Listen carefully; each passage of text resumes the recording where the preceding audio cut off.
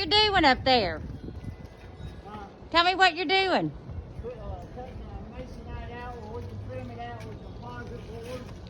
So we're cutting out the Masonite so we can install some composite board. That's what we're doing up here on this house.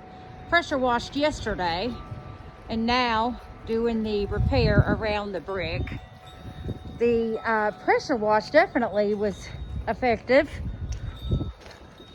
We have some before and afters we'll be posting soon of these awnings. And you see, this is what we're repairing here. That Masonite. We do a lot of Masonite repair.